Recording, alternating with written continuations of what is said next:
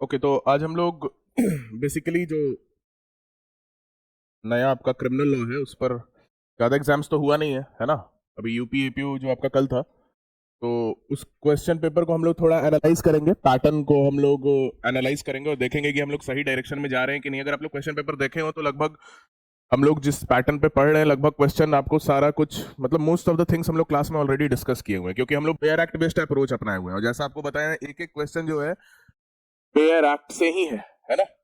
और ऐसा नहीं है कि मतलब केवल इंपॉर्टेंट सेक्शन से ही, बहुत सारे सेक्शन जिससे यूजुअली क्वेश्चन नहीं भी पूछा जाता है उधर से भी क्वेश्चन पूछा गया है। ठीक है, तो एग्जाम में हमको जो लगता है कि आपका जो जो भी आप एग्जाम का तैयारी कर रहे हैं, कि जो इजीएस्ट पार्ट है वो तो आपका कवर रहना ही चाहिए, है ना। साथ साथ उसके अलावा आप जो उतने इंपॉर्टेंट सेक्शंस नहीं है उसको भी कम से कम एक बार आप जरूर देख लें, है ना। हर क्वेश्चन का देखो प्रिपरेशन नहीं कर सकते, कुछ क्वेश्चन तो गलती होगा ही, लेकिन जो जो क्वेश्चन हम कर सकते हैं वो जरूर कर लेना चाहिए। राइट, अभी क्वेश्चन पेपर देखेंगे तो बहुत कुछ आपको वैसे समझ में आएगा, और कुछ कुछ केसेस केसेस भी जो कल के केस में पूछा एग्जाम में जो पूछा गया है, जैसा मैंने बताया था कि या तो आपसे लैंडमार्क केस पूछता है, नहीं तो कोई रीसेंट केस पूछता है, वैसा ही है। या तो लैंडमार्क केस पूछा हुआ है, नहीं तो रिसेंट ईयर का कोई केस पूछा हुआ है। तो केस लॉ भी प्रिपेयर करना ज्यादा डिफिकल्ट नहीं है। लैंडमार्क केसेस तो आपको पता चल जाता है टॉपिक में ही जब आप पढ़ते हैं तो, ठीक है। और रिसेंट केस के लिए थोड़ा रिसर्च कर लीजिए, है ना। या रिसेंट केस हम लोग सब सब्जेक्ट का अलग से निकाल भी लेंगे, जो लास्ट 4-5 ईयर्स का जो केसेस है। तो एक बार हम लोग पैटर्न को देखते हैं, लॉ पेपर्स का पर्टिकुलरली देखेंगे, है ना। 50 शुरू है ना, 51।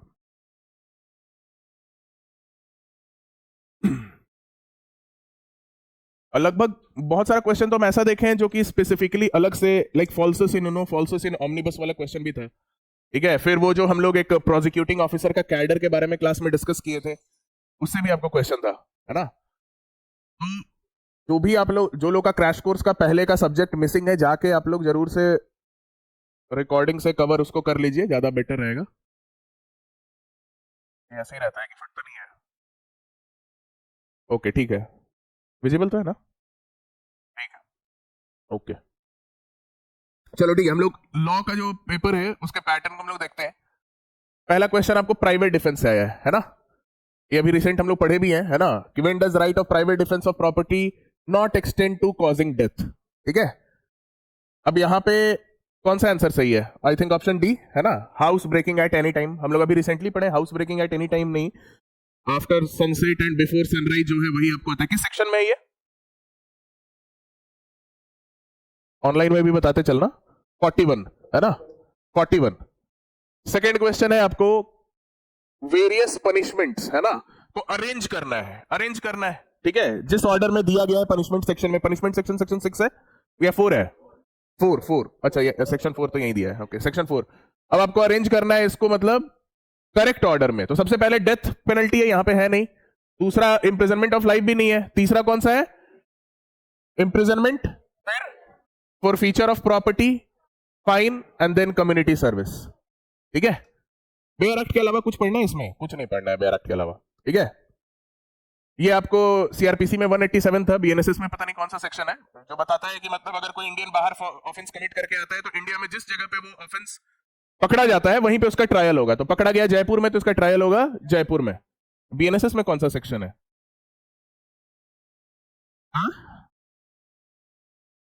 सेक्शन 8। 508 नहीं होगा, वो तो बहुत दूर का सेक्शन हो गया ना। ये वाले में जुरिस्डिक्शन वाले चैप्टर में होगा कहीं पे। जो जुरिस्डिक्शन वाला चैप्टर है ना, मतलब कौन से कोर्ट के पास जुरिस्डिक्शन रहेगा, हमको लग रहा है जो एक, हाँ, 199 से 2210 के आसपास है ना। टू, ओके, 208 है ना, सेक्शन 208। राइट, ये तो चलो यूपी पुलिस रेगुलेशन है। अच्छा, अब देखो बेयर एक्ट से तो जो क्वेश्चन आ रहा है दिख ही रहा है, ये सब तो बहुत कॉमन क्वेश्चन है। अब कुछ कुछ क्वेश्चन मान लो बेयर एक्ट से बहुत ही डेप्थ में, मतलब कोई पर्टिकुलर सब क्लॉज से एकदम पूछ लिया, बहुत ही बड़ा सेक्शन का। ठीक है, अब जैसे ये एक क्वेश्चन है, ठीक है, ये हमको लगता है कोई मतलब पर्टिकुलरली दिमाग में लेके नहीं चलेगा इसको याद करने के लिए। तो आप भी उसको, ऐसा नहीं है कि आपको एकदम ये क्वेश्चन यहां से पूछ लिया तो हर चीज हम दिमाग से पढ़ने जाएंगे। बहुत सारा चीज होता है कॉमन सेंस से भी आप सॉल्व कर सकते हैं, है ना। देखो, सबसे पहले तो देखना है कि क्वेश्चन हमको अपने मेमोरी से याद हो रहा है कि नहीं, फेयर एक्ट में जो मैंने पढ़ा है उससे याद हो रहा है कि नहीं। नहीं हो रहा है तो उसका मतलब तुक्का उसी वक्त नहीं लगा देना, आपको थोड़ा अपना कॉमन सेंस यूज कर लेना है ना। अब से ये क्वेश्चन कॉमन सेंस से सॉल्व किया जा सकता है अगर आपको बेयर एक्ट का सेक्शन नहीं भी पता है तो। ये बता रहा है कि when a court imposes a sentence of which fine does not form a part, ठीक है।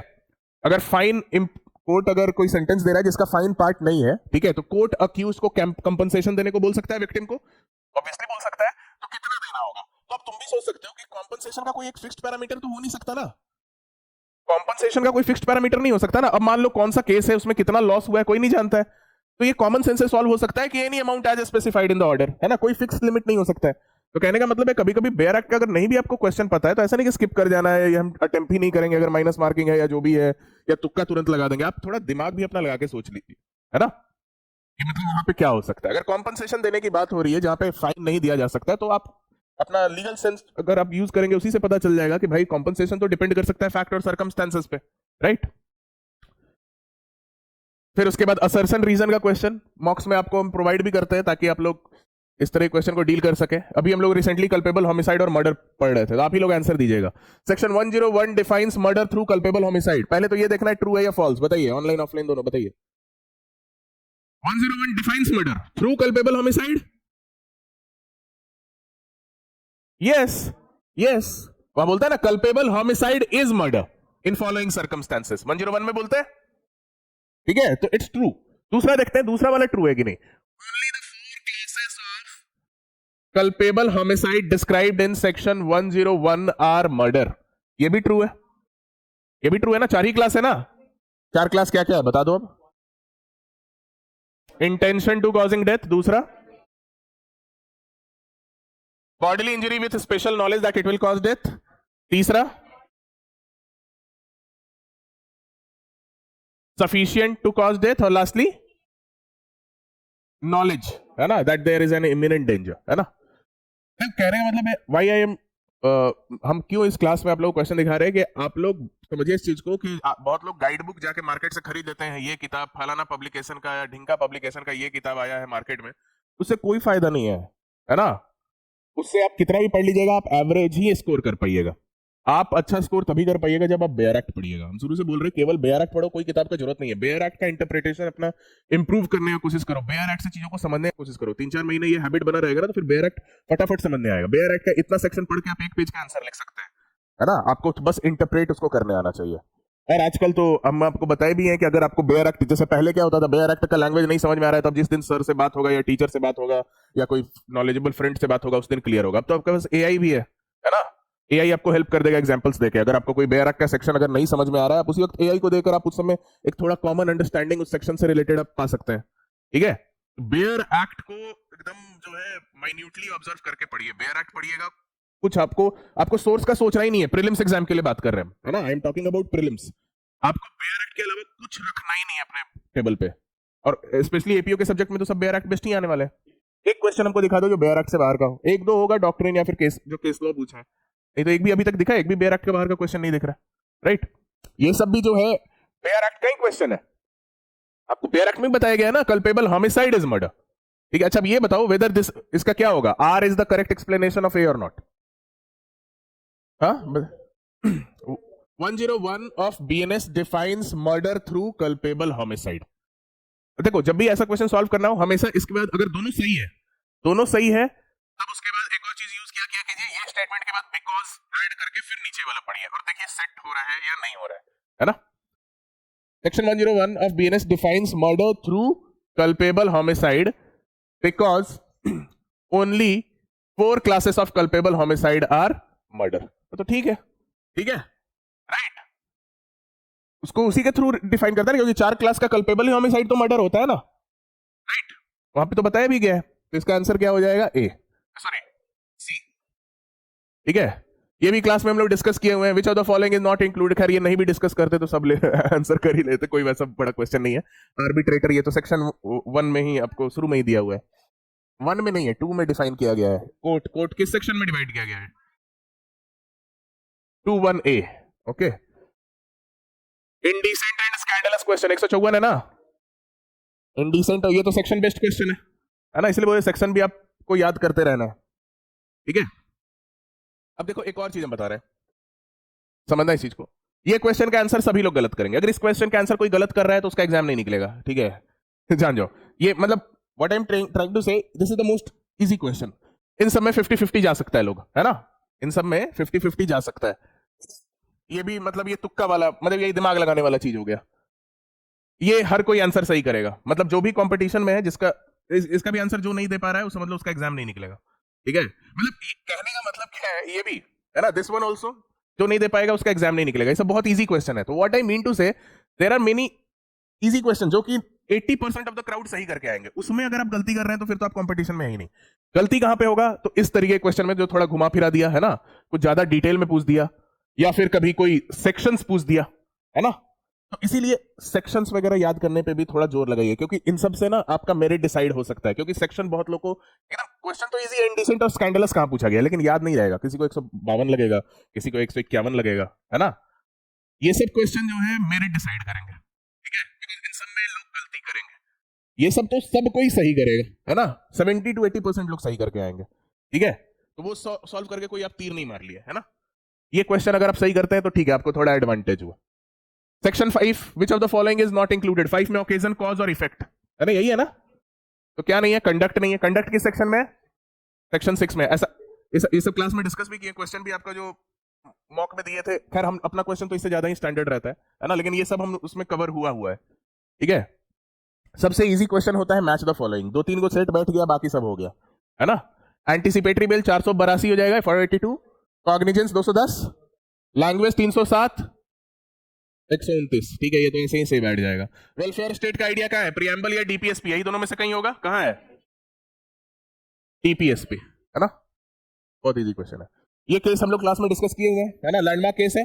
पॉलीग्राफ टेस्ट कौन सा केस है, Selvi versus state of Karnataka की वॉलंटरली अंडरगो करना। अगर इनवॉलंटरी अंडरगो कर रहे हैं तो फिर वहां पे वो वायलेशन हो जाएगा आर्टिकल 20 क्लॉज 3 का, ठीक है। फॉल्सस इन ऑमनिबस, क्लास में हम लोग इसको डिटेल में डिस्कस किए थे हॉस्टाइल विटनेस पढ़ते वक्त। अब अपने कोचिंग का जो होगा वो तो गलत नहीं करके आया होगा ना। ये falsus in omnibus is not a rule of law but a rule of question, true or false, true, है ना। अब ये बताइए, rule has no application in India but it is not the duty of the court to separate the grain from the chaff. Rule has no application in India, ये बताइए true है या false. ये भी ट्रू है, इसका application India में नहीं है। हम लोग देखें, एक रविंदर कुमार देव वाला भी, कौन सा केस था, नो नॉट, हाँ उसमें भी था, निशिकांत झा वाले में था, और एक हॉस्टाइल विटनेस वाले कोई केस में भी था। यही था, रविंदर कुमार देव से स्टेट ऑफ ओडिशा। अच्छा ठीक है, इसका एप्लीकेशन इंडिया में नहीं है, ठीक है। दोनों स्टेटमेंट ट्रू है। Whether this is the, because करके बैठोगे पढ़ोगे, falsus in not a rule of law but a rule of caution because rule has no, ये सही नहीं बैठ रहा है ना। दोनों सही हैं but R is not the correct explanation, तो आंसर विल बी ए, ठीक है। ये क्लास में हम लोग डिटेल में डिस्कस किए थे। अब देखो ये भी जो है, इसमें भी बहुत लोग गलती करेंगे, है ना। ये सब क्वेश्चन अगर आप सही करके आ जाते हैं तो आपके पास क्या है, प्लस पॉइंट, है ना। बिकॉज ये बहुत लोग गलती करेंगे, मैक्सिमम लोग सही नहीं कर पाएंगे, क्योंकि बहुत ही क्लोज सेक्शंस दिया हुआ है। तो इसके लिए क्या है, आपको रिपीटेडली सेक्शन वगैरह रखना पड़ेगा, है ना। तब ऐसा नहीं है कि याद नहीं हो रहा है तो पीछे ही पड़े, पढ़ते रहो, याद आ गया उस समय तो ठीक है, नहीं आया तो फिर तुक्का मारोगे, और क्या, है ना।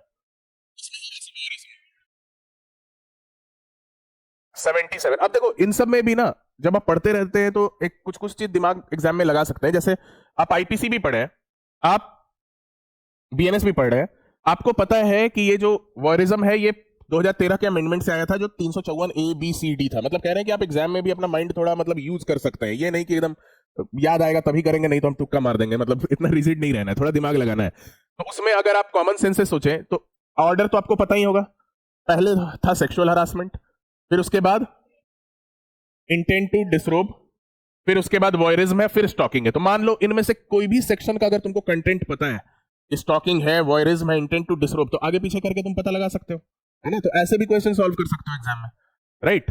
तो इसीलिए ये नहीं कि जो क्वेश्चन पूछ रहा है वो सेक्शन नहीं पता है तो वो सॉल्व ही नहीं होगा, हो सकता है उसमें कोई और सेक्शन पता है, उससे आपका सॉल्व हो जाए। प्रीलिम्स में क्या कैसे क्लिक कर जाए, यू नेवर नो, राइट। फिर ये क्वेश्चन हम क्लास में डिस्कस किए हुए हैं, है ना। बहुत लोग इसमें नहीं जाते हैं, लेकिन हम लोग इसको क्लास में डिस्कस किए हुए हैं, है ना। तो अपने स्टूडेंट तो सही किए ही होंगे, है ना, लेकिन यूपी पुलिस रेगुलेशन में सब लोग फंस गए होंगे, है ना। Okay, where there exist a regular cadre of prosecution officer, जहां कैडर है वहां कैडर से ही अपॉइंटमेंट होगा, answer will be A. Section 18 में है ना, 18 है या 19 है, 18 में। ये हम लोग क्लास में डिस्कस किए डिटेल में, जहां पे कैडर है वहां पे कैडर से ही अपॉइंटमेंट होगा, ठीक है, राइट। जहां कैडर नहीं है वहां पे इसके थ्रू अपॉइंटमेंट होगा, है ना। और जहां पे कैडर है वहां पे भी सूटेबल पर्सन नहीं मिले तो भी ये यूज कर सकते हैं, लेकिन क्वेश्चन में तो वो पूछ ही नहीं रहा है ना, वो तो एक्सेप्शन है ना। आंसर विल बी ए, है ना। जहां कैडर है वहां कैडर से ही अपॉइंटमेंट होगा, और जहां कैडर नहीं है वहां पे आंसर हो जाएगा बी। वहां पे डिस्ट्रिक्ट मजिस्ट्रेट जो है पैनल बनाता है सेशन जज के साथ। क्लास में ही हम लोग बहुत ही डिटेल में डिस्कस किए थे जब पढ़े थे हम लोग बीएनएसएस। तो कौन सा कोड जो है बॉन्ड एग्जीक्यूट कर सकता है पीस ऑन कन्विक्शन? 125 में ये तीनों है, इसके अलावा एक और है, कौन? Session court, appellate court, revisional court के अलावा एक और कोर्ट है जो इंपोज कर सकता है, कौन है? Judicial magistrate first class. तो यहां तो तीनों आ जाएंगे, है ना, ऑल 1 2 एंड 3, ठीक है। ये भी अभी रिसेंट हम लोग क्लास में डिस्कस किए थे, बोले थे इलस्ट्रेशन आपको मिस नहीं करना है ना। और हम लोग ये इलस्ट्रेशन क्लास में डिस्कस किए भी थे सेक्शन 3 पढ़ते वक्त बीएनएसएस में, सॉरी बीएनएस में section 3। A intentionally causes B's death partly by illegally omitting to give B food and partly beating. थोड़ा खाना देके, थोड़ा मारपीट, थोड़ा खाना नहीं देके थोड़ा मारपीट करके। इंटेंशन यहाँ पे है डेथ कॉज करने का। जब इंटेंशन डेथ कॉज करने का तो क्या होगा? मर्डर, ठीक है। इंटेंशन यहाँ पे बोल दिया ना डेथ कॉज करने का, तो कल्पेबल होमिसाइड पे तो जाने की जरूरत ही नहीं, सीधा मर्डर अप करेंगे, है ना, क्योंकि यहाँ पे सिंपली है, ये तो पहला ही सिचुएशन है 101 का। 125 है ना सेक्शन, ठीक है। अब देखो ये सब सेक्शन भी, अब सेक्शन में भी, इसमें भी बहुत लोग गलती नहीं करेगा, है ना, क्योंकि ये सेक्शन जो है एक मेजर सेक्शन है। जैसे मेजर सेक्शन होता है ना, जैसे प्रोक्लेमेशन किस में, ये एक मेजर सेक्शन हुआ। सर्च वारंट किस में, ये एक मेजर सेक्शन हुआ। अरेस्ट किस, कहां पे, कब अरेस्ट कर सकते हैं विदाउट वारंट, मेजर सेक्शन हुआ। तो मेजर सेक्शन वाले भी क्वेश्चन आपके मिस नहीं होने चाहिए। अगर वो मिस हो रहा है तो फिर एग्जाम नहीं निकलेगा, राइट। उन सब में हो सकता है कि 50-50 हो, वहां पे अगर आप सही कर गए तो आपको एडवांटेज मिल जाएगा। इसीलिए सारा पढ़ो, लेकिन मेजर तो आपको याद होना ही चाहिए। Security for keeping peace on conviction, इसी से चैप्टर ही शुरू होता है, इसी से वो चैप्टर शुरू होता है। 125 है, ये तो पुलिस रेगुलेशन है। अब ये तो गलती हो रहा है तो तैयारी छोड़ दीजिए एग्जाम का, है ना। इसका क्या होगा? हाँ ठीक है, 40 second. Principle laid down in Pakala Narayana स्वामी कौशल राव, है ना, was accepted by the Supreme Court of India। जो प्रिंसिपल लेट डाउन था, जो बेसिकली डेफिनेशन दिया गया था, खैर उसको फॉलो तो उसी समय से किया जा रहा था जब से पकला नारायण स्वामी में हुआ था, लेकिन उसको अफर्म की वही डेफिनेशन हम लोग फॉलो करेंगे। कौशल राव एक और चीज के लिए इंपॉर्टेंट केस है। किस कॉन्टेक्स्ट में इंपॉर्टेंट केस है? डाइंग डिक्लेरेशन के लिए, एविडेंशियरी वैल्यू, है ना, डाइंग डिक्लेरेशन का, है ना, कि as a rule of prudence corroborate करना है, but it will be a substantive piece of evidence. इस केस में क्लैरिफाई कर दिया गया था। इससे पहले एक रामनाथन वाला केस था, उसमें डाउट अराइज किया गया था, तो उसको लेकर सेटल डाउन कर दिया गया। ये सब लैंडमार्क केसेस है ना, ये लैंडमार्क केस से क्वेश्चन है, ठीक है। डाइंग डिक्लेरेशन से रिलेटेड लैंडमार्क केसेस क्या क्या है? पकला नारायण हो गया, हो गया, शारदा बिरदीचंद शारदा हो गया, है ना, यही 3 मेजर लैंडमार्क केसेस है। कन्फेशन से रिलेटेड लैंडमार्क केस क्या क्या हो गया तुमको? पकला नारायण स्वामी हो गया, उसमें भी डिफाइन किया गया है। पलविंदर कौर हो गया, निशिकांत झा हो गया, रविंद्र कुमार दे रिट्रैक्टेड कन्फेशन से हो गया, तुमको कश्मीरा सिंह का केस हो गया, है ना, बुबनी साहू का केस। कहने का मतलब लैंडमार्क केसेस आप टॉपिक में इजीली फाइंड आउट कर सकते हैं कि क्या क्या लैंडमार्क है ना। तो लैंडमार्क केसेस का अलग से लिस्ट रखिए, और न्यू केसेस का, बाकी बीच का फालतू का केस सब याद करने का जरूरत नहीं है ना। अननेसेसरी जो गाइड बुक से पढ़ते हो ना, उसमें क्या करता है कि वो लोग अपना किताब का कंटेंट बढ़ाने के लिए या थोड़ा दिखाने के लिए कि भाई हम लोग केस लॉ भी लिखते हैं, कोई भी केस जो है 2015 14 13 12 कुछ भी लिख देगा, कोई भी केस वहां डाल देगा, और आपको लगेगा कि ये भी याद करना जरूरी है। जो लैंडमार्क है और जो रीसेंट है, बस वही केस लॉ पे फोकस करना है। Court of session section 8, executive magistrate 14 होगा, court by base offence are triable 21। चलो ये सब क्वेश्चन तो ऐसे ही बन जाएगा, ये भी हम लोग क्लास में डिस्कस किए हैं, है ना। 179 है ना, ये तो 179 का सबसेक्शन 1 है। इस सेक्शन में प्रोवाइड किया गया है कि male child below the age of 15 years can not be called to police station. Male child के अलावा और किसको किसको नहीं बुला सकते? अबव 60 इयर्स वुमेन, है ना, सिक इन्फॉर्म, है ना। कौन सा रिट नहीं है? चलो ये तो इंजंक्शन है, ये सब भी किसी से गलत नहीं होना चाहिए, है ना। ये भी चलो बन जाएगा, दिमाग लगाओगे थोड़ा तो। ये पुलिस एक्ट से है क्या? अच्छा नहीं भी है तो भी ये कॉमन सेंस से क्वेश्चन बन जाएगा। ये बता रहा, क्वेश्चन पूछ रहा है अटैच प्रॉपर्टी, अगर if the attached property to be the proceed of crime, then by which authority such proceed of crime shall be distributed by order of the court to the person who are affected by such crime। है ना, कि कोई proceed of crime जो था उसको attach कर दिया, उससे अब विक्टिम को आपको पे करना है, तो कौन डिसाइड करेगा? अब कॉमन सेंस से सोचो, पुलिस ऑफिसर को तो इतना पावर नहीं दोगे, या थानेदार को, है ना? ये सब पावर आप देंगे या तो आप जुडिशियल मैजिस्ट्रेट या फिर डिस्ट्रिक्ट मैजिस्ट्रेट को। अब डिस्ट्रिक्ट मैजिस्ट्रेट में एक एसडीएम दिया है, डीएम दिया है, तो किसको पावर दोगे? ऑब्वियसली, ठीक है। देखो, ये सब कहने का मतलब थोड़ा दिमाग लगा के भी आप लोग ये सब सॉल्व कर सकते हैं, है ना? अब ऐसा तो नहीं है कि पुलिस ऑफिसर को, कांस्टेबल को ये पावर दे दोगे कि जाके वो डिसाइड करेगा, क्योंकि यहाँ पे डिसीजन मेकिंग है ना। डिसीजन मेकिंग तो पुलिस को देंगे नहीं, और डीएम एसडीएम में किसको देंगे? डीएम को देंगे, ठीक है। तो ऐसा नहीं है कि कुछ सारा क्वेश्चन मतलब आप पढ़े हुए हो, नहीं भी पढ़े हो तो हो जाएगा। इंक्वायरी कंडक्ट कौन करता है? इंक्वायरी कौन कंडक्ट करता है? मैजिस्ट्रेट या court? Answer will be A, ठीक है। और अगर ये पूछता तो ये कौन कंडक्ट करता है इंक्वायरी? ये पुलिस ऑफिसर। तो इस वाले इंक्वायरी और इस वाले इंक्वायरी में अंतर क्या है? ई से जो इंक्वायरी स्टार्ट होता है और आई से जो इंक्वायरी स्टार्ट होता है, दोनों में फर्क क्या है? ये ज्यादा फॉर्मल होता है ना? इंक्वायरी, उसमें असर्टेन किया जाता है ट्रूथ। उसके लिए जो डेफिनेशन जो सेक्शन 2 में दिया गया है ना, इंक्वायरी डिफाइन किस सेक्शन में किया गया बीएनएसएस में? एल में कि के में? ठीक है, के में। तो वो जो डेफिनेशन है वो बस इस पे अप्लाई करता है, ठीक है। ये इंक्वायरी का मतलब क्या होता है? ओनली क्वेश्चन आंसर आप करते हैं, है ना? पर्सन से आप कुछ क्वेश्चन करते हैं to figure out certain facts, ठीक है। इसका स्कोप काफी नैरो होता है। ये 173 में किया जाता है, in order to ascertain whether the investigation should be conducted और नॉट, है ना? प्रिलिमिनरी इंक्वायरी जिसको बोलते हैं आप, है ना? तो ऑफेंस जो है आपको 3 से 7 साल वाले जो ऑफेंस है उसमें, ओके। पार्ट, देखो पार्ट वार्ट भी जो है, चैप्टर नंबर भी, चाहे किसी भी लॉ का आप पढ़ रहे हो, है ना, एक अलग से लिस्ट बना के रखे रहिए, उन सब से क्वेश्चन आता है। बहुत लोग गलती कर जाते हैं, है ना, इसलिए वो सब भी अगर रखे रहेंगे तो कुछ कुछ एरिया जो है ये सब सिक्योर रखो, कि चैप्टर नंबर जो है उसको अलग से पढ़ के रखोगे, वो सब अगर सही हो गया तो समझ लो तुम बहुत लोगों से ज्यादा बेटर आंसर लिख, मतलब तुम, मैक्सिमम लोग उस वैसे में गलती करते हैं, है ना, तो आपको एक एडवांटेज मिल जाता है। Which one of the following is not correctly matched? बताइए। यूनियन टेरिटरी, यूनियन टेरिटरी किसमें है?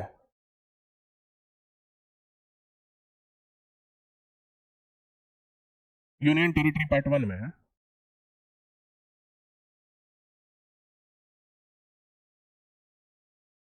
9 ए पंचायत सही है।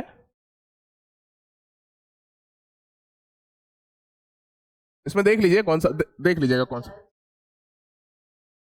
पंचायत इज 9, है ना? 9 A is municipality and 9 B was cooperative society. हाँ ठीक है, पार्ट 9 पंचायत था, है ना? 9 ए आपको municipality, 9 B cooperative society, okay.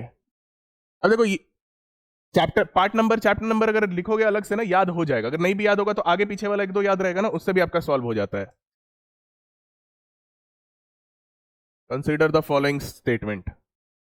Trafficking के लिए पनिशमेंट कितना है? हुए और commit the offence rigorous imprisonment 7 year. अब देखो, ये सब जो है क्वेश्चन के लिए आप उतना एफर्ट नहीं लगा सकते हैं, इसमें अब तुक्का ही मारना होगा। मतलब अगर पढ़े हुए हैं, याद है कभी तो ठीक है, लेकिन ऐसे क्वेश्चंस को याद करने के लिए ज्यादा टाइम नहीं देना है, मतलब एकदम जाके हम पढ़ ही ले।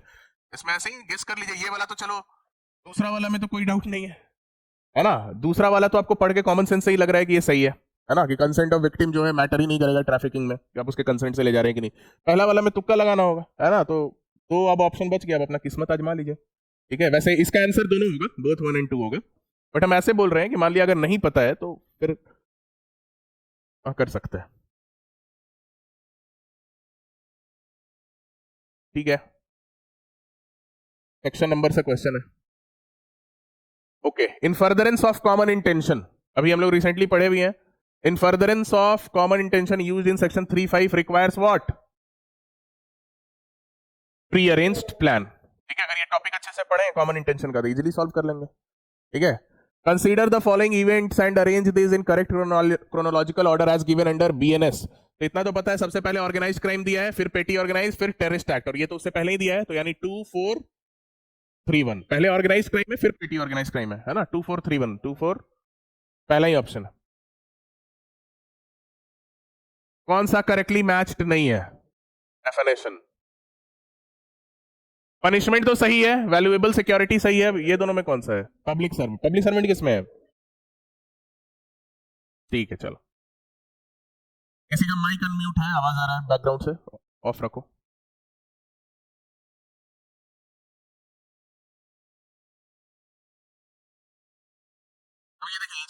केसेस है ना सब रिसेंट केसेस है।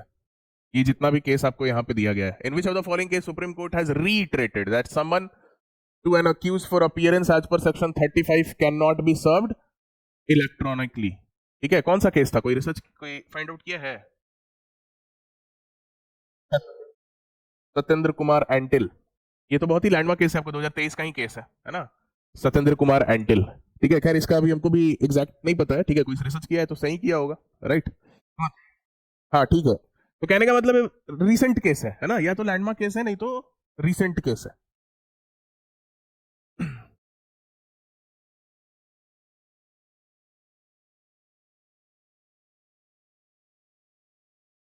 The offense of waging war is sometimes confused with writing. Sometimes confused with writing, क्या होगा? Is it true? Waging war का क्या डेफिनेशन है? देखिए, पढ़िए। और राइटिंग का क्या डेफिनेशन है? ये दोनों, राइटिंग में क्या है? अनलॉफुल असेंबली अगर वायलेंस यूज कर रहा है ना, तो वो राइटिंग है। वेजिंग वॉर क्या डिफाइन करता है?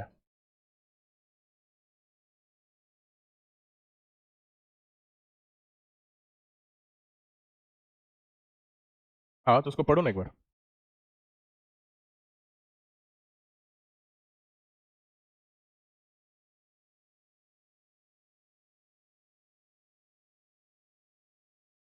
Against the government of India, I think like ऐसा नहीं है, वेजिंग वॉर और राइटिंग का कोई इंटर रिलेशन नहीं है ना, because waging war is against the government of India. ठीक है, right. Unlawful assembly to overawe the government, और क्या क्या है हो सकता है समटाइम्स। राइटिंग के लिए अनलॉफुल असेंबली पहले होना जरूरी है ना, अनलॉफुल असेंबली में ऐसा है ना, to overawe the government, है कि नहीं ऐसा? ऑनलाइन में बताइए कोई, to overawe the government ऐसा भी हो सकता है, to overawe the government भी वायलेंस यूज कर सकते हैं। तो I think like first one is true, because यहां वर्ड यूज कर रहा है ना समटाइम्स, ठीक है, समटाइम्स, क्योंकि उधर भी है राइटिंग बताया गया है, अनलॉफुल असेंबली जब वायलेंस यूज करता है या फोर्स, है ना, अनलॉफुल असेंबली जब वायलेंट हो जाता है वो राइटिंग हो सकता है, और अनलॉफुल असेंबली जो है ओवर ऑल द गवर्नमेंट के लिए भी फॉर्म हो सकता है, और यहाँ पे वेजिंग वॉर में तो गवर्नमेंट के अगेंस्ट आप जा ही रहे हैं, तो यहां बोल रहा है offence of waging war is sometimes confused with writing. Sometimes word अगर यूज किया है तो I think like this is, ये स्टेटमेंट सही है ना, आई थिंक एज पर मी। अब देखो कमीशन क्या आंसर देता है, ठीक है, but I think like it is true, because वहां पे भी ओवरऑल हो सकता है, तो maybe like it might be confusing. ठीक है, an unlawful assembly has a minimum of 5 member, दोनों ट्रू है लेकिन करेक्ट एक्सप्लेनेशन नहीं है। ठीक है, तो आंसर विल बी ए। तो देखो ये वाला आंसर कैसे पता किया, लेकिन अगर मान के चलिए आपको एग्जैक्ट नहीं भी पता चल रहा है, आप थोड़ा बहुत डेफिनेशन क्या किसका क्या है उस पर थोड़ा एम्फेसाइज कीजिएगा, दिमाग लगाइएगा तो फिगर आउट आप कर सकते हैं। ठीक है, ओके, नेमो डेबिट बीस वेक्सारी बहुत बार पढ़े ये 337 ऑटोफॉइस एक्विट कन्विक्ट उसी में, which of the following is not correctly matched? Communication during marriage, professional communication, confidential communication with legal adviser 127 में नहीं है, क्योंकि प्रिविलेज्ड कम्युनिकेशन ही 128 से शुरू होता है, तो उससे पहले 127 में ये थोड़ी जा सकता है 131, अरे ये क्या हुआ, ओके।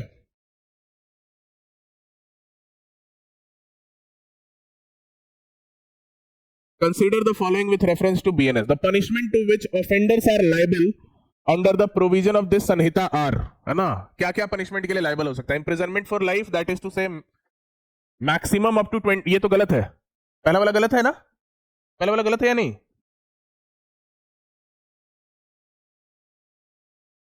बताइए पहला वाला गलत है या सही है, बताइए गलत है तो क्यों गलत है, ऑनलाइन में कोई बोला है बताइए।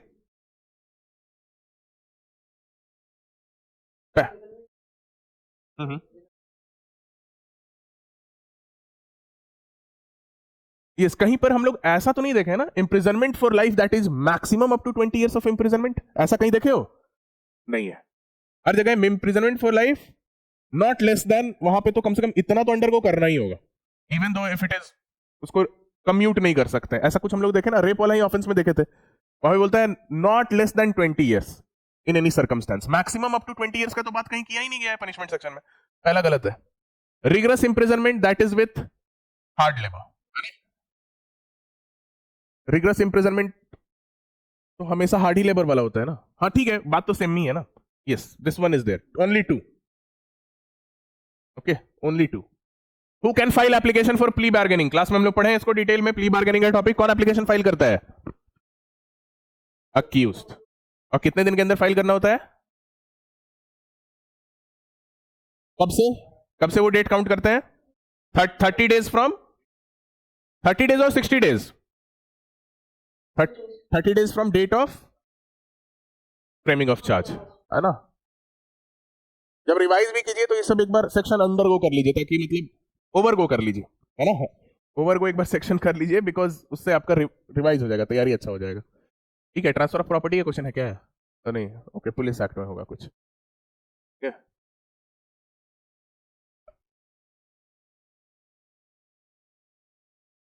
ये भी पुलिस एक्ट का ही क्वेश्चन है। किसके अगेंस्ट प्राइवेट डिफेंस नहीं अवेलेबल है बताइए? ये तो देख के ही पता चल रहा है, क्रिमिनल ब्रीच ऑफ ट्रस्ट, है ना। ये तो चलो सेक्शन से बता दोगे, है ना। डेफिनेशन सेक्शन इसीलिए बार बार रिवाइज कराते रहते हैं कि आप याद रखिए कम से कम डेफिनेशन को। बताइए इसमें कौन सा करेक्टली मैच नहीं है? ये हम बहुत बार क्लास में बीएसए पढ़ते हुए बहुत बार सब डिफाइन करा है। चाइल्ड प्रेज्यूम कहां पे डिफाइन किया गया है? एल में। ठीक है, तो देखो अभी तक सेक्शन 9 तक पहुंचे, अभी 150 तक चल रहे हैं हम। बार बार देखो एक ही बात हम बोल रहे हैं, आपके दिमाग में ये चीज बैठ जाना चाहिए, बेयर एक्ट के अलावा कुछ मत पढ़ो प्रीलिम्स के लिए अगर तैयारी कर रहे हो तो, है ना। केवल बेयर एक्ट साथ में रखो, एक बार नहीं समझ में आ रहा 10 बार पढ़ो, लेकिन केवल बेयर एक्ट पढ़ो। बहुत इजी है ना, आपको पता चल गया, सोर्स बस यही है ना। बेयर एक्ट है, ये किताब वो किताब फलाना किताब। किताब पढ़ने का टाइम कॉलेज में था, उस समय नहीं पढ़े तुम लोग, है ना। मतलब बहुत लोग पढ़े हैं, नहीं मजाक नहीं कर रहे हैं। किताब पढ़ने का टाइम आपके पास कॉलेज के वक्त होता है, उस समय पढ़िए, मोटा मोटा किताब पढ़िए, है ना। और नहीं तो किताब पढ़ने का टाइम अब नौकरी निकलने के बाद होगा, है ना। अब नौकरी पाने के लिए जो अभी का समय है ना, अभी वो मोटा मोटा किताब पढ़ने का समय नहीं है, बिकॉज वो पढ़ने जाएंगे आपका पूरा समय वेस्ट हो जाएगा। आपको थोड़ा मतलब फोकस स्टडी करना होगा, है ना, स्ट्रैटेजी से पढ़ना होगा, राइट। नो डाउट अभी भी अगर कोई टॉपिक नहीं समझ में आ रहा, जैसे मान लो कोई इंपॉर्टेंट टॉपिक है like common intention, common object, उसके लिए किताब आप जा सकते हैं देखने, बट ऐसा नहीं है कि हर चीज के लिए बुक्स वगैरह फॉलो करें। ठीक है, प्रीलिम्स के लिए तो बस बेयर एक्ट देख रहे हो, यहाँ पे एक भी बेयर एक्ट के बाहर का क्वेश्चन है? एक भी क्वेश्चन नहीं है बेयर एक्ट के बाहर का। ये तो बहुत बार हम भी खुद एमसी जो टेस्ट लिए उसमें पूछा हुआ। विटनेस है कि विक्टिम? अच्छा, विक्टिम वाला कॉम्पनसेशन स्कीम होता है ना, वो कौन सा? 396। ओके, ये तो चलो बहुत ही लैंडमार्क केस है, ये तो जो भी एमसीक्यू सॉल्व किया होगा सब सॉल्व कर सकता है, रामबिहारी यादव वाला केस है ना। रेलेवेंसी और एडमिसिबिलिटी के बीच का जो इंटर रिलेशन है, इसी, ये तो लैंडमार्क केस है, ये मेंस में भी आपको बहुत बार पूछता है ये क्वेश्चन। ठीक है, Rambihari Yadav versus state of Bihar का केस है। Okay, assertion reason, whoever intentionally kidnaps any person from India or from lawful guardianship shall be punished with imprisonment for a term which may extend up to 7 years। अब देखो इतना लंबा जब पूछा है ना, तो समझ लो कि पनिशमेंट सही है दिया होगा। ठीक है। हाँ,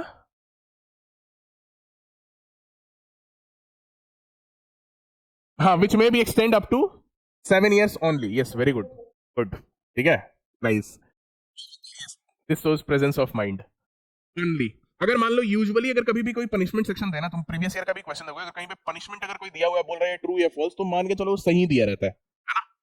मतलब ऐसा दिया imprisonment for this much year और विद फाइन और ऐसे करके, तो वो मोस्ट ऑफ द सर्कमस्टेंस में वो सही दिया रहता है। यहाँ पे तो चलो ओनली वर्ड दिया है ना, विच में भी एक्सटेंड अप टू 7 years। हम लोग को ये पता है कि किडनैपिंग के लिए फाइन तो एटलीस्ट होगा ही, फाइन तो लगभग हर तरीके के ऑफेंस में होता है, तब तो यहाँ पे आगे देखने की जरूरत ही नहीं है, ओनली। इसका आंसर क्या होगा? A is false, R is true. ऐसा नहीं ना है बोथ आर फॉल्स कहीं पे, ऐसा क्वेश्चन ये क्वेश्चन में तो होता नहीं है। ठीक है, टेररिस्ट एक्ट, अब ये 113 14 15 में कहीं है 113 टेररिस्ट एक्ट, तो 112 यानी पीटी ऑर्गेनाइज्ड होगा और 111 ऑर्गेनाइज्ड होगा, ऐसा ही है। हाँ, अब यहाँ पे मान लो टेररिस्ट एक्ट किसी को नहीं भी पता है, लेकिन ये पता है पेटी ऑर्गेनाइज्ड के बाद वाला टेररिस्ट है, पेटी ऑर्गेनाइज्ड पता है तो उससे भी आप गेस कर सकते हैं, वैसे थोड़ा दिमाग इधर उधर का आप लगा सकते हैं। Who may give evidence of agreement varying terms of document under section 102? ये क्लास में हम लोग डिस्कस किए हुए हैं।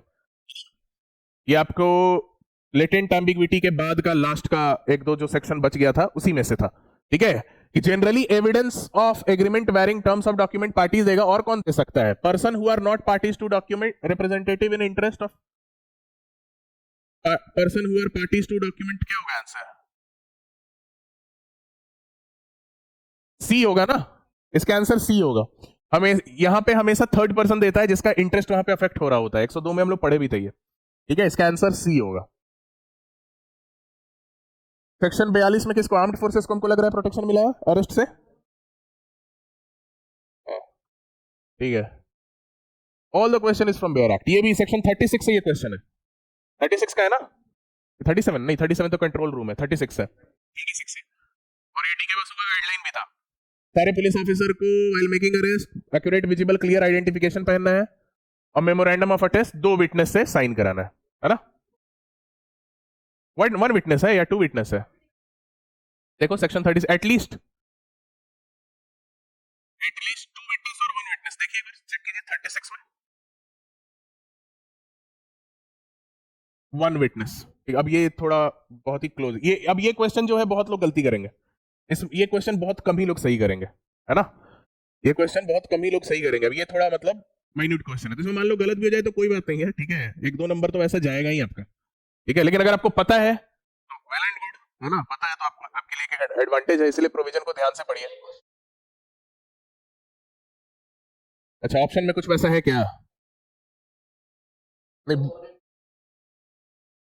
हाँ, तो बोथ 1 and 2 और all of the above, the बात तो बराबर ही हो गया ना, यहाँ पे तो 2 ही ऑप्शन है ना, कोई 3-4 ऑप्शन तो है नहीं ना, यहाँ 2 ही ऑप्शन है ना, ठीक है।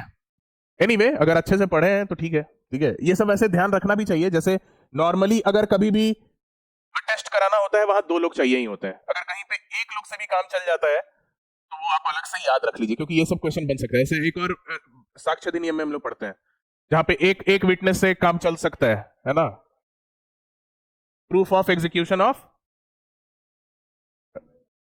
रजिस्टर्ड डॉक्यूमेंट्स जो होते हैं, ठीक है, रजिस्ट्रेशन और अटेस्टेशन जिसका रिक्वायर्ड होता है उसको प्रूव करने के लिए एक विटनेस से भी आपका काम चल सकता है, ठीक है, विल में भी, है ना।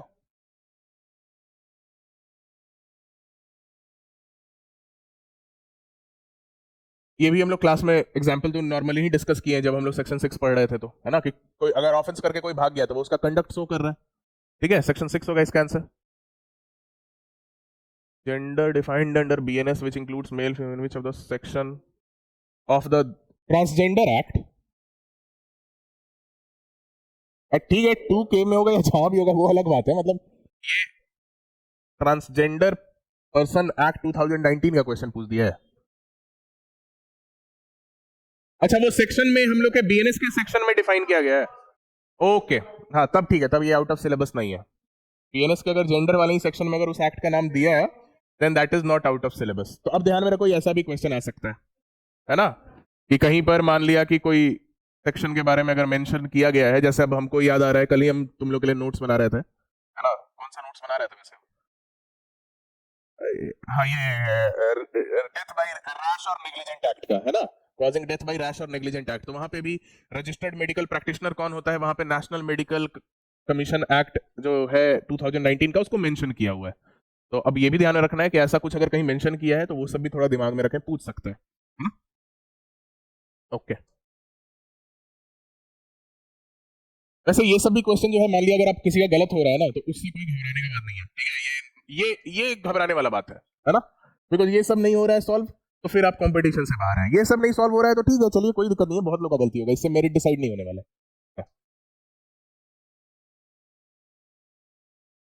When fact not otherwise relevant becomes relevant, residuary कौन है? 9 है ना,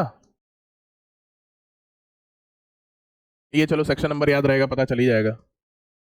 ये क्या है? Circumstantial evidence, Anwar Ali versus state of Himachal Pradesh है आंसर इसका, जैसे वो भी तो सर्कमस्टेंशियल एविडेंस का ही केस है, हो सकता है in which of the following case did the supreme court of India sustain the conviction and death sentence for the offence of murder on the basis of circumstantial evidence only. चलो ठीक है, ये recent cases है, recent cases हम लोग cover करेंगे, ठीक है, लास्ट में जब सब्जेक्ट का कंप्लीट हो जाएगा तो उससे रिलेटेड जो लेटेस्ट, जैसे बीएनएसएस में भी हमने लास्ट में लेटेस्ट केसेस देखे थे, बीएनएस में भी हम लोग लास्ट में जो रिसेंट ईयर का केसेस है वो देख लेंगे। ये क्या रिसर्च किया है कोई ऑनलाइन में, किसी ने बताया? अब्दुल नासर, रिसर्च किया हुआ है?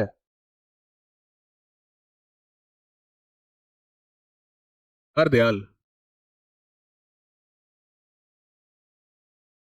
अच्छा ठीक। ये तो लैंडमार्क केस कोई है नहीं। चलो ठीक है, ये सब क्वेश्चन छोड़ दो, कोई दिक्कत नहीं है, तुक्का मार देना अगर उतना इधर उधर का हो।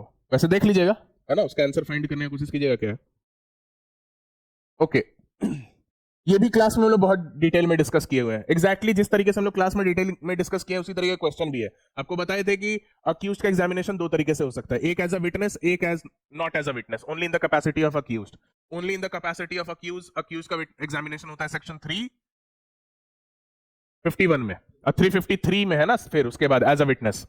तब देखो, no oath shall be administered to the accused when he is examined under 351, yes, because he is not being examined as a witness, the accused। अच्छा, ये तो रीजन ही दे दिया है ना, तो यस, इसका आंसर भी वही होगा, A and R are true, और क्या होगा, R is the correct explanation और नॉट करेक्ट एक्सप्लेनेशन। ये एकदम इजी, हमने क्लास में डिस्कस भी किए थे, है ना। I am also feeling proud of my self. नहीं, चलिए ठीक है। ये तो चलो, किस आर्टिकल में गवर्नर रेफर करता है, और क्या क्या ऑप्शन होता है गवर्नर के पास, प्रेसिडेंट के पास क्या क्या ऑप्शन होगा यहाँ पे?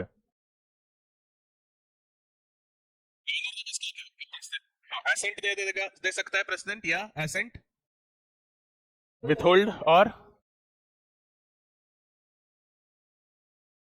रिटर्न फॉर रिकंसिडरेशन, और एक और एक्स्ट्रा ऑप्शन जो है वही इंपॉर्टेंट है, रिजर्व कर सकता है फॉर कंसिडरेशन ऑफ प्रेसिडेंट, है ना। चार पावर है प्रेसिडेंट के पास, ये जो तीन पावर होता है प्रेसिडेंट के पास, जो पावर होता है जो गवर्नर के पास 201 में है, वो प्रेसिडेंट के पास कहां है? जो गवर्नर के पास आर्टिकल 201 में है, वो प्रेसिडेंट के पास कहां है? 111, यस, वेरी गुड, 111, ठीक है, 111 में असेंट टू बिल्स, है ना। Okay. Up to how many days the time period to complete the committal proceeding from the date of taking cognizance, क्या है, 90 की 180? 180 है, ये हम लोग पढ़े, आई थिंक 193 में ही नीचे दिया है ना, या कहीं पे दिया हुआ है उधर ही कहीं, ये 180 डेज हम लोग पढ़े हैं।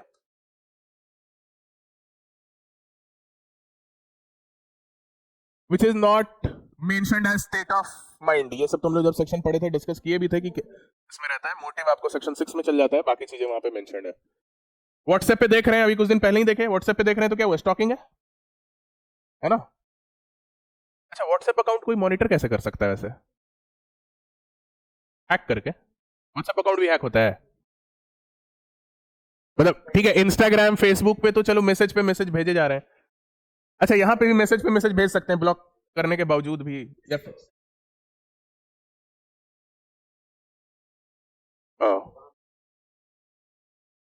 अच्छा, व्हाट्सएप के थ्रू भी होता है, ओके।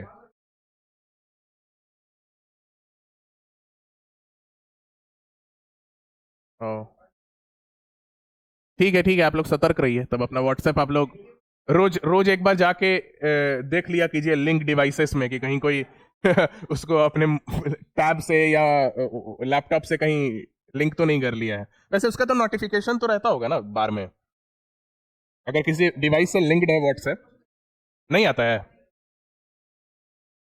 ओ, ठीक है, एक बार रात में सोने से पहले रोज चेक कर लेना, ठीक है। When the person in respect of whom the inquiry is made is a child who shall execute the bond for keeping peace or maintaining good behavior, तो पेरेंट्स और चाइल्ड, पेरेंट्स और श्योरिटी दोनों चाहिए, surety तो चाहिए ही, और child है तो ऑब्वियसली वहां पे पेरेंट्स उसके एग्जीक्यूट करने के लिए आएंगे, ठीक है। आई थिंक ये 130 में होगा, सेक्शन 130 में, है ना। अब ये क्वेश्चन देखिए, ये क्वेश्चन का कोई तैयारी नहीं कर सकता है, ये एक पूरा गेस वर्क है ना, तो आप अलग अलग सेक्शंस पढ़े हैं तो उससे गेस कर सकते हैं। 89 तो चलो हमको पता है अपील से रिलेटेड है, हमको लग रहा है 95 96 भी अपील वाला ही चैप्टर, नहीं ये तो आईपी सीआरपीसी में था ना। ठीक है, इसको देख लीजिएगा कौन सा अपील से रिलेटेड नहीं है, मेरा गट फीलिंग कह रहा है 500, ठीक है। 89 तो है अपील से रिलेटेड, ये तो पता है, तो इसे हम एलिमिनेट कर सकते हैं, इसके अलावा बाकी होगा, तो लग रहा है सेक्शन 496 है, 500 क्या है, सेक्शन 500, 500 क्या है बीएनएसएस में, अच्छा 500, तब 495 या 96 में कोई होगा। Which of the following तो ये ठीक है। अब ये सब पूरा गेस करने वाला क्वेश्चन है, इसके लिए कोई तैयारी नहीं कर सकता है ऐसा क्वेश्चन के लिए, ठीक है। ये चलो क्लास में कितनी बार अभी हम लोग डिस्कस किए हैं रिसेंटली, डे मिनिमिस नॉन क्यूरेट लेक्स पहले 95 में था, अभी कहाँ है 33। प्राइवेट डिफेंस जहां से शुरू होता है उसके जस्ट पहले वाला सेक्शन है। तो अगर आपको ये नहीं भी पता है प्राइवेट डिफेंस जहां से शुरू होता है ये पता है तो आप ये सही कर सकते हैं। Admission in civil cases when relevant, section 21 है ना, जो केवल सिविल केसेस से एक्सक्लूसिवली डील करता है। क्लास में ये हम अलग से स्पेसिफिकली पॉइंट आउट करके बताए भी थे, ठीक है। 21 which of the following is not correctly matched?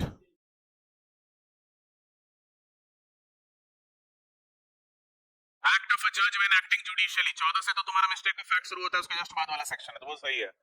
फिर उसके बाद 16 क्या है, जुडिशियल ऑर्डर के परसुएंस में किया हुआ। 17 जस्टिफाइड बाय लॉ। 18 एक्सीडेंट, तो ये एक्सीडेंट वाला गलत है यहाँ पे, है ना, सी, ठीक है। Misconduct in a public place according to BNS, misconduct in a public से पनिशेबल विथ, भाई ये क्वेश्चन हमको लग रहा है गलत है क्या, मतलब ये क्वेश्चन हटा देगा बाद में लग रहा है क्या, क्योंकि इसमें ये ऑनली है, तो ऑनली तो है नहीं, वहां पे फाइन भी है 1000 का, या कम्युनिटी सर्विस भी दे सकते हैं, ऐसा है ना। देखो देखो 335 है या 36 है, कौन सा है, मिसकंडक्ट इन पब्लिक सर्वेंट 55 है, 355 है, कौन सा है, 35 है। देखिए उसको कम्युनिटी सर्विस भी ऑनली तो नहीं है और फाइन भी ऑनली तो नहीं है, और ये कुछ क्या, इसमें कम्युनिटी सर्विस नहीं दे रहा है। हमको लग रहा है ये क्वेश्चन ही हटाएगा क्या कमीशन, क्या आप लोग को लगता है कुछ, क्या आप लोग को लगता है कुछ सही है, तो हम फाइन तो 1000 है ना, तो चलो ये दोनों तो होगा नहीं, सी और बी तो होगा नहीं, अब बच गया ये दोनों, तो ये बोल रहा है 24 hours only, community service only, ये क्वेश्चन हटाएगा, तब ये क्वेश्चन गलत है ना, वही कह रहे हैं ये दोनों तो होगा नहीं ना, सी और डी तो होगा नहीं। और क्वेश्चन में क्या पूछ रहा है, अकॉर्डिंग पनिशेबल विथ, पनिशमेंट तो कम्युनिटी सर्विस भी है, पनिशमेंट तो 24 आवर्स भी है। आई थिंक ये क्वेश्चन ओमिट कराया जाएगा, चैलेंज अगर होगा तो, ठीक है। तो कमीशन का काम भी हम लोग आसान कर रहे हैं, है ना, ये हम गलत सोच रहे हैं, तुम लोग देखो, है ना, ओके चलो ठीक है। पहला मीटिंग कौन किया था ये तो चलो पता ही होगा, सच्चिदानंद सिन्हा, है ना। देखिए अभी रिसेंटली हम लोग बीएनएस का जो मेन श्रेया का क्लास लिए थे, उसमें आपको ये वाला केस स्वीट वर्सेस पार्सली भी हम बताए थे, है ना, इस बार ऐड किए थे उसमें। कौन सा मेन श्रेया से रिलेटेड नहीं है, खैर ये तो एमएच हॉस्कॉट जो देखेगा उसको पता चल जाएगा, एमएच हॉस्कॉट फ्री लीगल एड से रिलेटेड केस है, ठीक है। बाकी सारे केसेस जो है आपको मेन श्रेया से रिलेटेड। स्वीट वर्सेस पार्सली इस बार हम नोट्स में ऐड किए थे, पिछला साल नहीं था, पिछली बार बीएनएस जब पढ़ाए थे तो इस बार ऐड किए थे, ठीक है। किसमें डिसमिस करेगा मैजिस्ट्रेट कंप्लेन, 226, चलो ठीक है। अरे police officer tortures B in order to induce B to confess that he committed a crime. Under which of the section police officer is guilty of an offense? बताइए कौन सा offence है ना, grievous hurt ना, grievous hurt आ जाएगा। 327 28, पहले 327 28 में ये था, ये तो चलो ठीक है, ये तो सभी को पता होगा। कितना सेक्शन है, 530, चैप्टर कितना है 39, ऑप्शन बी, ये भी इजी है। Opinion as to handwriting, अब ये देखो जब सेक्शन बहुत दूर दूर का दिया हो तो और आसान हो जाता है ना। 41 ट्रेड और कैन नॉट बी फाउंड 26, चलो ठीक है, ये सब ऐसे भी सॉल्व हो जाएगा, ये भी, ये सब आप लोग इतना स्मार्ट है कि सॉल्व कर लेंगे।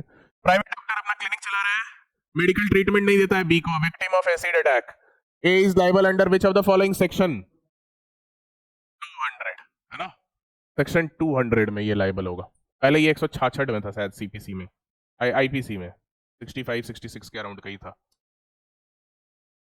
In which following case Supreme Court affirmed 15-day police custody must be sought within first 40 days? ये एंटिल ही है ना ये केस, इसमें भी तो एंटिल वर्सेस सीबीआई होगा ना, हाँ in which of the following case the supreme Hyder Ali versus State of Karnataka. Okay. In which of the following case the Supreme Court affirmed that the 15 days police custody must be sought within first 40 days for offence punishable up to 10 years of imprisonment. Hyder Ali versus State of Karnataka and ये भी recent ही case है ना? Recent ही case से ये question है. अर्नब गोस्वामी वाला भी case recent है. अर्नब गोस्वामी वाला केस किस टॉपिक से रिलेटेड है बताइए?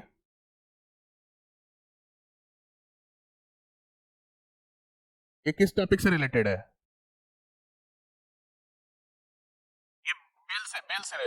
बेल से रिलेटेड है. सुशीला अग्रवाल वाला केस किससे रिलेटेड है? आई थिंक ये एंटीसिपेटरी बेल्स शायद. ये हम नोट्स में ये तीनों केस दिए हुए हैं आप लोगों को. ये शुरू वाला हैदर अली वाला जो आंसर है वही नहीं दिए हो सकता है. मे बी लाइक क्वेश्चन अलग से पूछ लिया हो.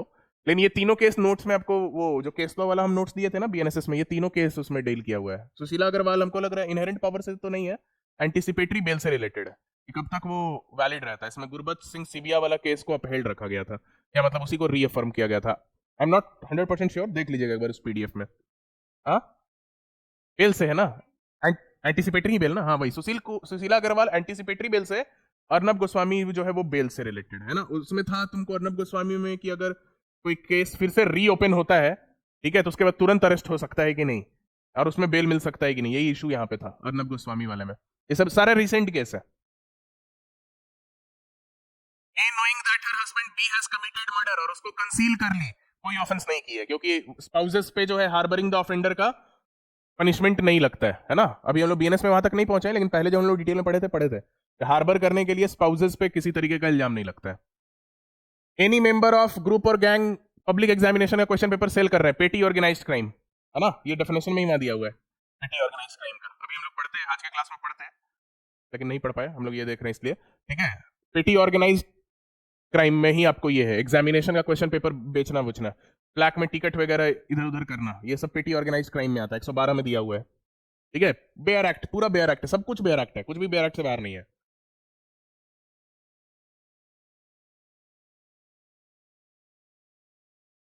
कब evidence of previous bad character आप दे सकते हैं? ये जो लड़का टिक किया है सही टिक किया है. When the evidence of previous bad character of an accused be relevant in criminal proceeding. When evidence of good character of accused has been given. हाँ सही है. एंटी डिफेक्शन 10 शेड्यूल कौन सा अमेंडमेंट? 52nd amendment. 8 शेड्यूल में कितना language है? सबसे latest added कौन सा लैंग्वेज है? ये अब देखो, ये यही सब क्वेश्चन प्रीलिम्स का आपको बनेगा. आपको थोड़ा पॉसिबिलिटी सोचना है क्या क्या पूछ सकता है. कौन सा है सबसे लेटेस्ट एंट्री? मैथिली बोडो डोगरो. ठीक है तुम लोग को याद करना है, हमको नहीं. ओके चलो ओके. ये देखो इलेक्ट्रॉनिक एविडेंस है ना ये क्वेश्चन. अब इसका तो आपको इसमें भी तुक्का, इतना पढ़ने के लिए उतना बड़ा सेक्शन नहीं पढ़ने का जरूरत है. एक क्वेश्चन के लिए तुक्का मार दीजिएगा. ठीक है, एडमिसिबिलिटी ऑफ इलेक्ट्रॉनिक एविडेंस बहुत बड़ा वो सेक्शन है ना. और पढ़िएगा ज्यादा समझ में भी उतना नहीं आता है, तो ठीक है उतना आप लोग वो रिस्क नहीं कहेंगे, उतना आप लोग इग्नोर करके चल सकते हैं. ठीक है. A person above 18 years of age takes the risk of death. अभी हम लोग रिसेंटली पढ़े हैं, सबसे लास्ट वाला एक्सेप्शन है आपको 101 में. तो ये क्या होगा? Culpable homicide not amounting to murder, है ना. General provision as to inquiry and trial कौन से चैप्टर में? चैप्टर नंबर याद कर लेना. चलो ठीक है. मनी बिल कॉमन क्वेश्चन है, 110 है. ठीक है. अच्छा, इसमें जॉइंट सिटिंग किस में दिया होगा?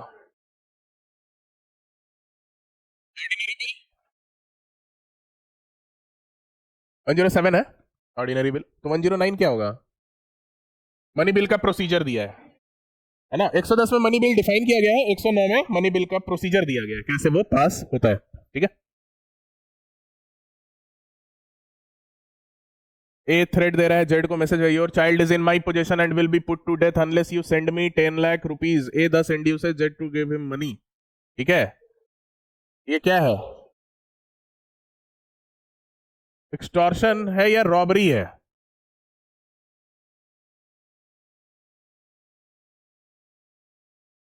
By sending a message through an electronic device, है ना, इंस्टेंट नहीं है। ओके, एक्सटॉर्शन,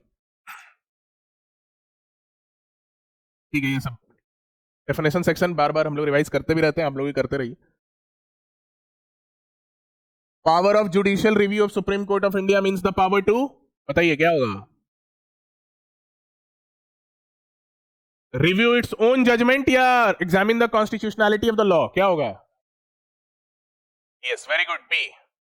खुद का जजमेंट को बस रिव्यू बोलते हैं, उसको बस रिव्यू बोलते हैं। वो कहां पे है? 137 में, ठीक है। ये है जुडिशियल रिव्यू। जुडिशियल रिव्यू का पावर कहां से इमेनेट होता है? आर्टिकल 13, आर्टिकल 32, आर्टिकल 30, आर्टिकल 13, 32 और 226, है ना। और जुडिशियल रिव्यू कौन से केस से आया था? Marbury versus medicine. और किसमें इसको बेसिक स्ट्रक्चर माना गया इंडियन कॉन्स्टिट्यूशन का? जो लेटेस्ट केस है, L Chandra Kumar, L L Chandra Kumar versus union of India, ठीक है। डिस्ट्रिक्ट जज को कौन अपॉइंट करता है?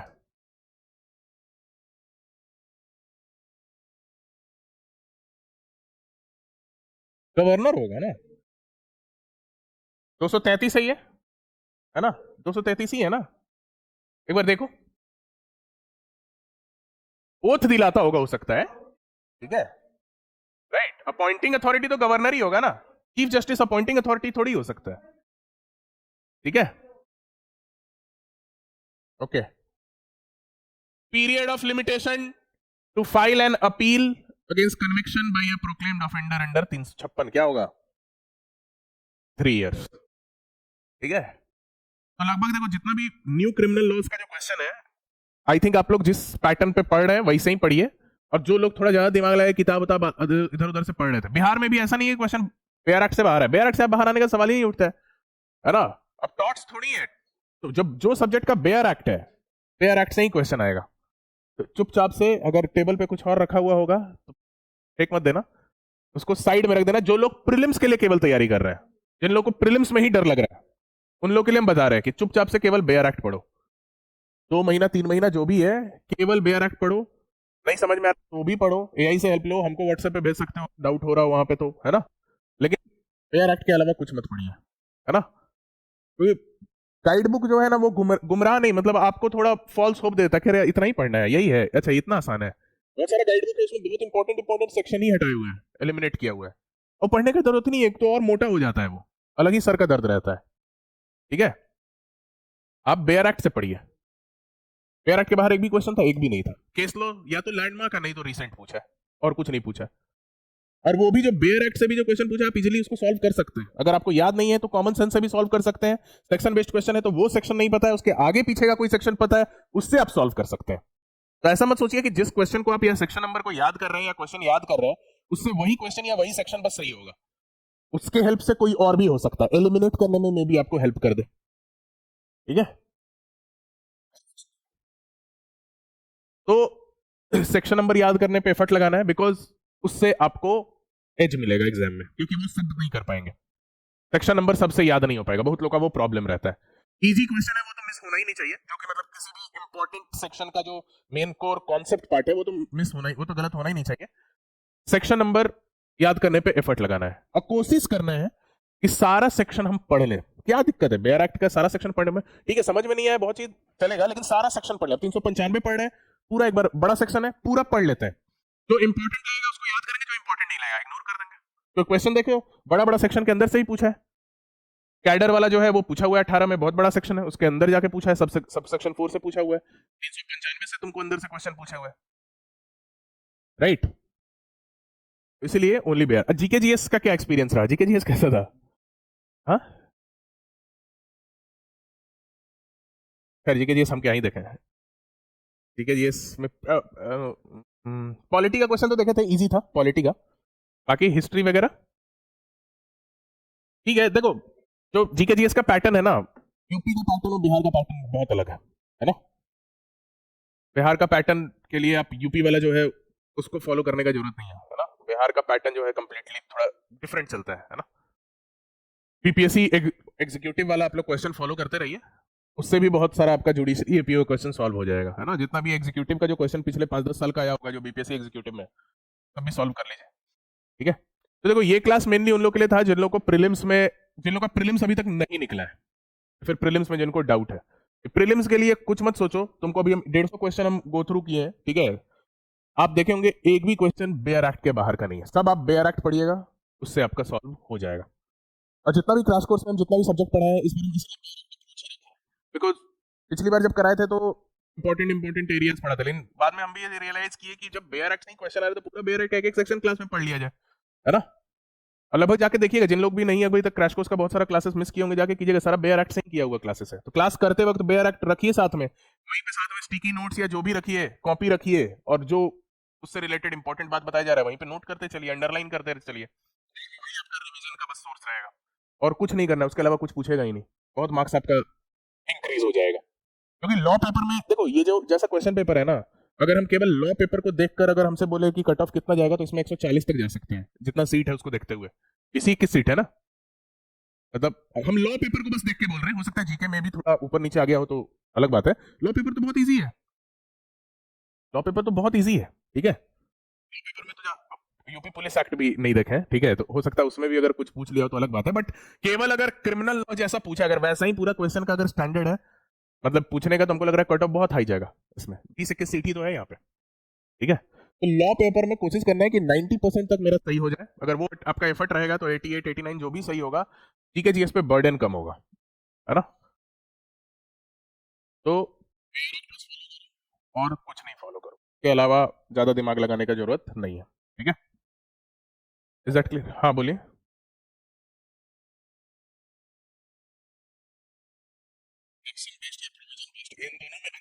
दोनों तो वही हुआ, सेक्शन सेक्शन ही तो, नहीं दोनों का मिक्स रहता है। एपीओ का अगर आप पिछले साल का देखेंगे तो सेक्शन नंबर भी बहुत सारा पूछा हुआ है, पिछले साल का नहीं, पिछला साल मतलब आज से 6 साल पहले, है ना। When I talk about APO तो समझ लीजिए पिछला साल मतलब 5 साल पहले, है ना। तो प्रोविजन बेस्ड, सेक्शन बेस्ड यहाँ भी पूछता है, ऐसा नहीं, जुडिशरी में भी पूछता है। जुडिशरी में जैसे क्वेश्चन थोड़ा मतलब ऐसा रहता है जुडिशरी में कि मान लो कोई एक सब्जेक्ट में बहुत डेप्थ में पूछ लिया, किसी में एकदम ऊपर ऊपर से पूछ लिया सेक्शन नंबर, तो हर तरह का मिक्स रहता है, लेकिन क्वेश्चन बेयर एक्ट से ही रहेगा, ठीक है।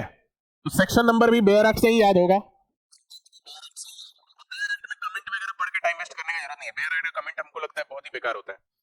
जो आपका बेयर एक्ट है ना, अगर कोई मान लो अच्छा कोई पब्लिक, वैसा हम तो बेयर एक्ट जो भी देखें उसका कमेंट नहीं पढ़ना चाहिए, है ना। उसके कमेंट के केस लो पढ़िएगा ना, उससे और गुमराह हो जाइएगा आप, है ना।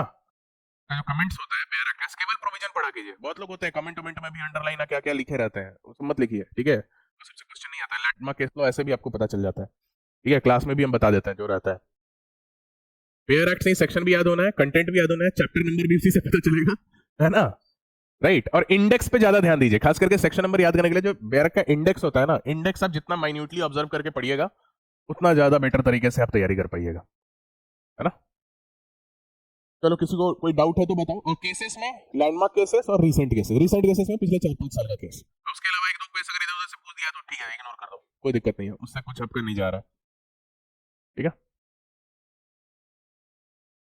फॉर्मूला सिंपल है, follow the bare acts, nothing else, ठीक है। क्योंकि प्रीलिम्स में 10 टाइम्स लोग सेलेक्ट होता है, 10 टाइम्स लोग सेलेक्ट होते हैं, उतने टाइम्स लोग कोचिंग वगैरह या जुडिशरी करने के लिए सिंसियरली, जो तुम्हारा कंपटीशन रहेगा उसमें तैयारी करने के लिए सिंसियरली अगर कोई सोचा भी होगा तो वो 15 से 20% लोग होता है, ठीक है।